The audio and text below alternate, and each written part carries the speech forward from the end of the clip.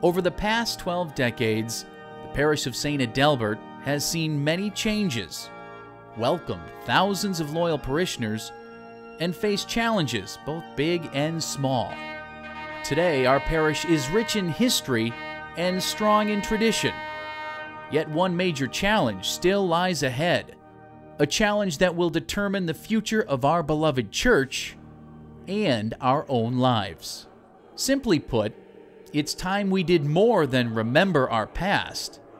We must now prepare for our future. We must begin restoring the glory. St. Adelbert Church began humbly in 1881 with a small group of Polish immigrants. These new Americans, our ancestors, founded St. Adelbert Church at its present location, 4th and Davis.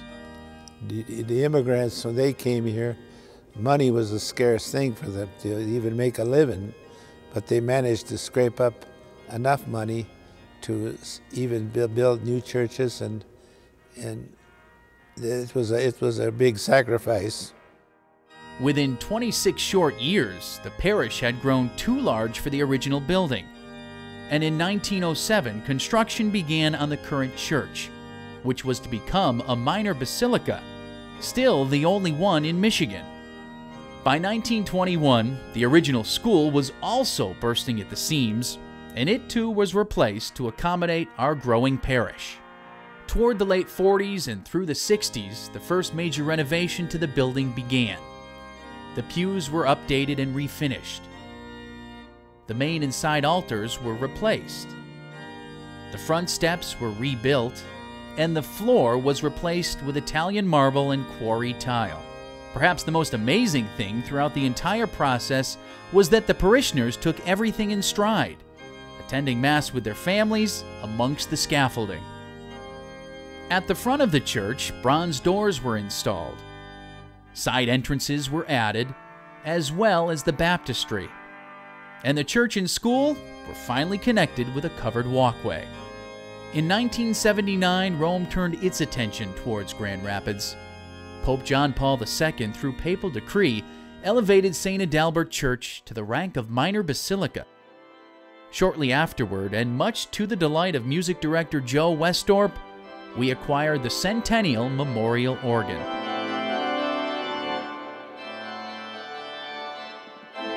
Several smaller renovations also took place in the early 80s, including some painting, insulating, and cleaning.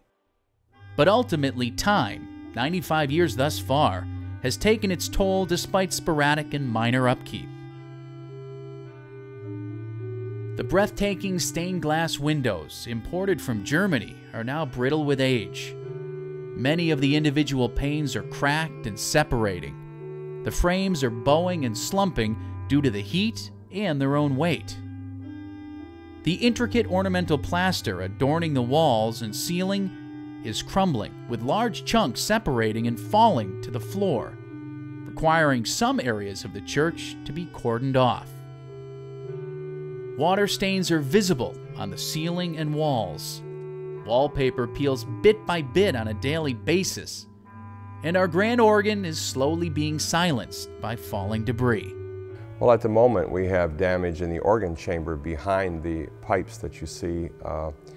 The rose window has leakage, and when it has leakage, the water comes through, pushes some plaster off the ledge, pushes it into some pipe work that's back there, and the pipes don't work. So I would say there's about 4 ranks of pipes that sit back there. I'd say 30% of them are not in use right now because of the water damage. On the exterior, leaks in the roof, gutters, flashing where different parts of the building intersect, and mortar joints in the walls allow water to pour in freely whenever it rains or snows, adding to what is already a multitude of serious problems and causing much of the interior damage. We've been finding lots of water that's been leaking into the building because of problems with flashings, gutters, those kinds of things. We're seeing some problems with masonry, some problems with the stained glass, There appears to be maybe a structural issue on the other tower that we're looking at over here. There's been some steel straps placed around it. We're not quite certain what the problems might be there. The 6-ton rooftop angels, who've kept their silent watch over our parish and have become a downtown landmark, are also experiencing the ravages of time. Shifting due to the large fluctuations in temperature and weather, they too allow water to enter unabated. As you know, water tends to find its own path into the building. If repairs were put off, water penetration is going to get a lot worse, and damage inside is going to get a lot worse. Right now, it's just, from what we've seen, is just affecting some of the surface treatments like plaster and those kinds of things. But as water tends to get into the wall structure deeper, it could start to cause some structural damage. Frankly, our task is legion, and so is our responsibility. What we propose to do, what we must do, isn't a simple weekend restoration project. It is a task 100 years in the making. This is our investigation, which is sort of the doctor's way of kind of checking you over. And then from here we'll develop a diagnosis of what the problems are. And from that diagnosis we'll determine what the remedies are, what it's going to take to fix the problems. And we'll apply not only cost estimates to that as to what the different types of construction means we'll use to improve it, but also break that out into a phasing program of what are the most important things, what are things that can wait, but then map that out into an overall master plan for restoration so it can be done over a period of time and it doesn't all have to be done at once. But certainly the water damage and water leaking is always the prime thing that we try to take care of first, so there's no future damage. Just as that small group of Polish immigrants understood and willingly accepted their responsibility at the turn of the last century, so must our generation.